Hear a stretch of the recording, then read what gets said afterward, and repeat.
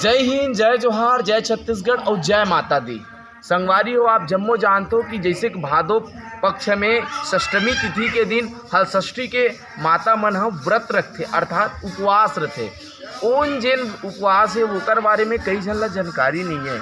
आज भी संशय में रहते कि ये काबर मनाए जाते, माता मन उपवास काबर रहते। ये हमार सनातनी परंपरा है, हिंदू समाज के परंपरा है और एकर जिन परंपरा है बहुत पुराना है। ये परंपरा के बारे में जानकारी बर, ये व्रत के बारे में जानकारी बर हम चल के यहाँ आज अरमरी कला के चंडी माता मंदिर प्रांगण में, जहाँ भूमिजा है माता मंदिर है, चंडी माता मंदिर है और ओकर जन पुरोहित है आदरणीय सौरभ शर्मा जी से गोड़ बात करे बर, ओकर से पूरा जानकारी ले बर। तो अब ओकरे से जानकारी लेते हैं। महाराज जी, हमारे चैनल में स्वागत है आपके। बहुत बहुत धन्यवाद। आपके जो चैनल से सब जुड़े हुए सब व्यक्ति नमन है। और महाराज जी, ये हल षष्ठी के जो पर्व है वो कब से शुरुआत है, विस्तार से बताते हो हमारे दर्शक मन ला।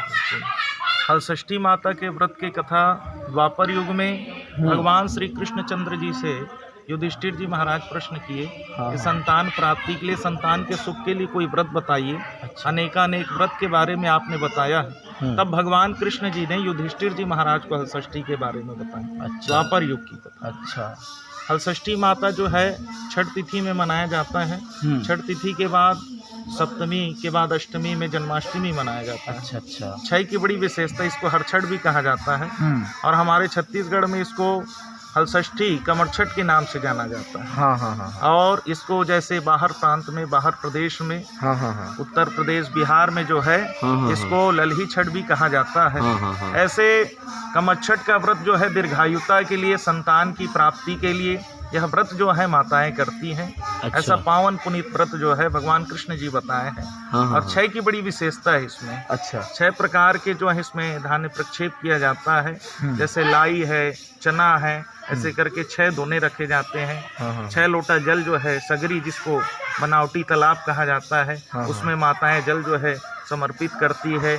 6 पोता, अच्छा, जो कमर में मारा जाता है पोता, वो जो है माताएं दीर्घायुता के लिए 6 बार, जैसे कोई बच्चा, जैसे लड़का है तो उसके दाहिने तरफ, लड़की है तो बाएं तरफ, इस प्रकार से पोता मारा जाता है। छठ की बड़ी विशेषता होती है। इसको बाहर के प्रदेशों में भी मनाया जाता है।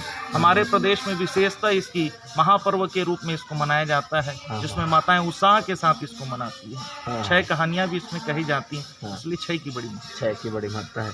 महाराज जी की जो सगरी है वो किस प्रकार से उसमें उपयोग किया जाता है? सगरी में क्या क्या डाला जाता है, विशेष रूप से हमारे दर्शकों को बताएंगे। सगरी जो है एक बनावटी तालाब होता है। जब माताएं जो है 20 का खंड किया जाता है, 3 लोटा जल इधर और 3 लोटा उधर, जिसके खंड के छोड़ में, अच्छा, दोनों खंड में 3-3 लोटा जल, 6 लोटा जल डाला जाता है उसमें, और बनावटी तालाब बनाया जाता है और उसमें पूजन किया जाता है। भैंस के दूध दही का उसमें जो है समर्पित किया जाता है, डाला जाता है, पूजन किया जाता है।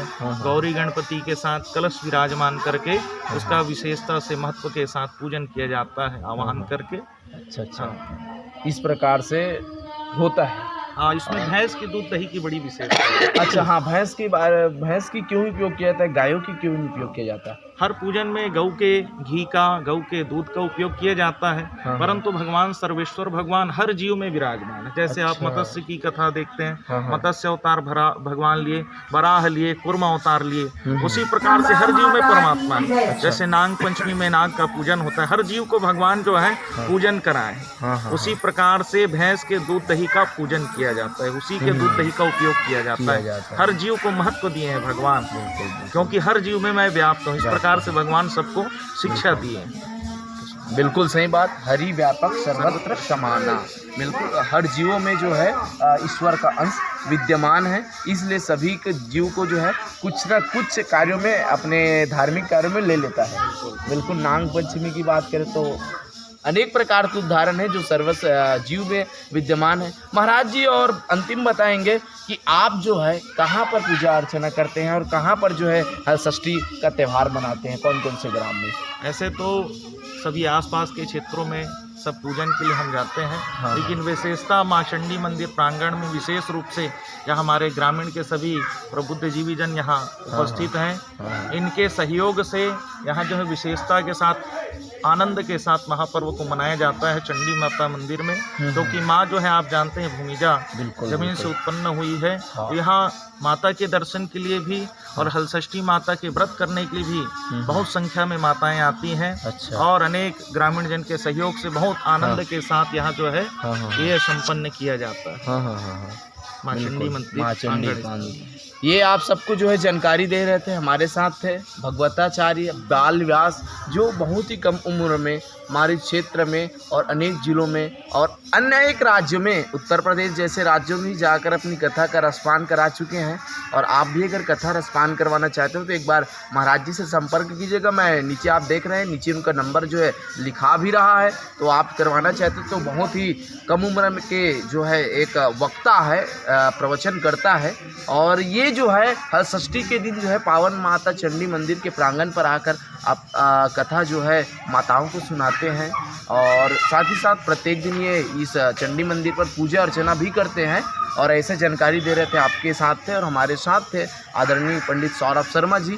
और इस प्रकार से सनातनी धर्म परंपरा और विभिन्न प्रकार की परंपरा को जानने के लिए हमारे साथ बने रहें आगे वीडियो में। अगर हमारे चैनल में आप नए हैं तो हमारे चैनल को सब्सक्राइब कीजिए, वीडियो को लाइक कीजिए और ज़्यादा से ज़्यादा शेयर कीजिए। तब तक के लिए जय हिंद, जय जोहार, जय छत्तीसगढ़। बोलिए जय माता दी, बोलिए चंडी माता की, मौली माता की, महामाई माता की जय।